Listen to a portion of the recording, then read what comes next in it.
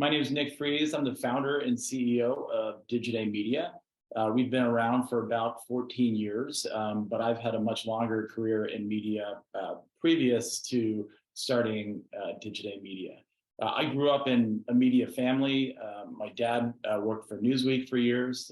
Probably some of you probably have never even seen the print magazine of Newsweek. It used to be one of the biggest publications in the country, most influential publications in the country, and now it's just a shell of itself. But it just shows you how quickly media can change in today's media landscape. So I grew up around media. My uncle was in media. My grandfather was in media. My other uncle was in media. But it didn't guarantee that I was going to be able to break into media, but I ultimately did, and I can tell you a little bit about that too. But essentially, the way that I didn't think that I was going to go into media when I was your age. I really didn't have any idea what I wanted to do. I know I always wanted to start my own business, but I didn't know where it was going to be, and that didn't come till later in my life. But media sort of found me, and growing up around it, I learned a lot just by being around my family members. But the way that I would define media, not the dictionary definition of media, but as a media owner, media really comes down to three areas, right? So you're a content creator, you've got a team of content creators, or you're a solo content creator, or you're a multi-tiered organization that has multi-brands that's creating content for publishing. So number one, you're a content creator. So whether that's text, audio, video, TV, film, etc. So that is the content creation piece of it. The second part of it is that you're creating this content for an audience, right? You want to develop a community. You want to build an audience. You want to grow an audience. You want to engage that audience by creating high quality content, or content that affects their lives in one way or another. It either informs them or entertains them or motivates them. So those are two main things: is creating the content and then creating the content for an engaged audience and growing that audience. The third piece of media is the business side of media, because that's the only way you keep those two things going and growing, right?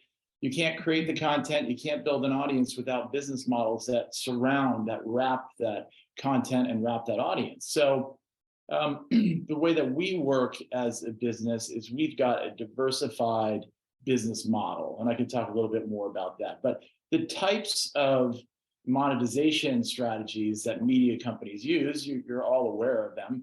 It's advertising, right? That's first and foremost, or subscriptions, or marketing services, or licensing, direct sales, commerce, events, and more. So you can take a look at so many different forms of media, whether it's cable TV, you've got fees, you're paying subscription fees, you've got advertising, you've got commerce that exists with that. With radio, mainly it's just it's advertising.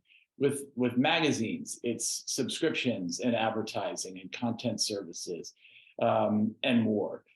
So you really have to figure out ways that you can monetize your publications to be able to grow your publications. Because what you want to do as a media company is you want to have the best people, because media is all about talent. And I didn't realize that until a little bit later in my career, how important that is. And I think that really is the linchpin to all great media companies. It's not only the people that are running the business, but the people that are inside the company that are passionate about media, that are curious, that are driven, that are hungry, that are humble, and they're smart. Because great teams create great products. So whether you look at a company like Disney, clearly they have great teams and great people creating content.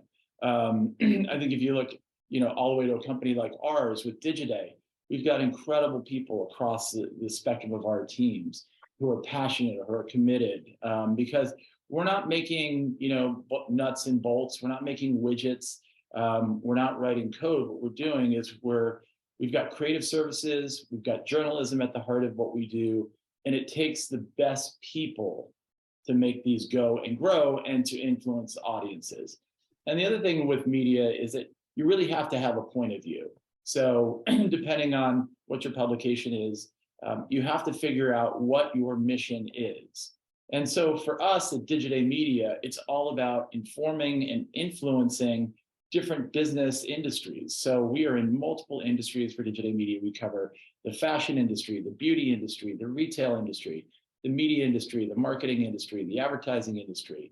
We cover the HR industry, and we're a global media business. But when we were building our company, at the foundation, we had to figure out, what was our voice going to be? What was our point of view going to be? And we decided that we also wanted to create high quality content, and that was first and foremost for us. So that all helped us grow our business. So, just sort of circling back to the very beginning, I look at media as sort of three components with a glue that goes in between them. So it's creating content, it's building audiences and engaged communities, it's building business models, but you have to have talent that runs through all of that to make it really go and grow.